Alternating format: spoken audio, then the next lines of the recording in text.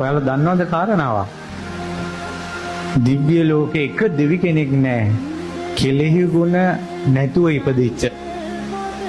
මුළු දිව්‍ය ලෝකෙම ඉපදිලා ඉන්න සෑම දෙවි කෙනෙකුටම මනුස්ස ලෝකයේ තිබ්බ ප්‍රධානම ගුණය තමයි කෙලෙහි ගුණ.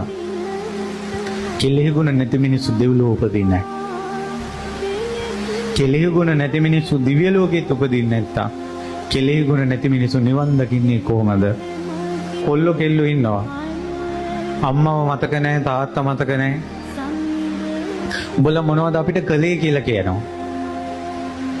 මේ ජීවිතයේ අමාරුම උපකාරය දෙමව්පියන්ගෙන් ලැබුණේ. දෙමව්පියන්ගෙන් අමාරුම උපකාරය ලැබුණේ.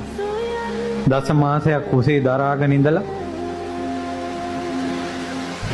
ඊළඟට ওই දරුවෝ නැතුව වත්පිළිවෙත් කළා බාරහාර වෙලා දරුවෝ හදා ගන්න අම්මලා තාත්තලා ඒ දරුවෙක් වෙනුවෙන් කරන වියදම් කිරිල්ල, ඇවිදිල්ල, කැප කරන කාලය එහෙම කළා බඩට ඇවිල්ලා ඒ දරුවා ආරක්ෂා කරගෙන ගබ්සා කරන්නේ නැතුව ඊළඟට මරණේ පිනිපිනි දරුවා වදලා ඒ දරුවාගේ පණ බේරගෙන ඒ දරුවා පෝෂණය කළා. පොඩි ලෙඩක් දුකක් හැදුනත් ඉක්මනට ඉස්පිරිතාලට දුවගෙන ගිහිල්ලා අසනීපවලදී බේරගෙන ඇඳුම අඳින හැටි කියලා, කතා කරන හැටි උගන්වලා, ඇවිදින හැටි උගන්වලා, මොන්ඩිසෝරි දාලා, අයන්න අතින් උගන්වලා, ඉස්කෝලේ ගෙන්නගෙන ගිහිල්ලා, පන්ති ගෙන්නගෙන ගිහිල්ලා, ඕන කියන දේවල් ඔක්කොම ගෙනල්ලා දීලා අපි රස්සා කළා. අපි ඉස්කෝලේ ඇඳුම් ගත්තද?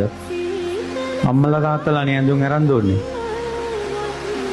පෑන පැන්සල පොත අකුරු ශාස්ත්‍රේ ගමන් බිමන් ගෙන්නගෙන ගියේ රට රාජ්‍ය පෙන්වුවේ.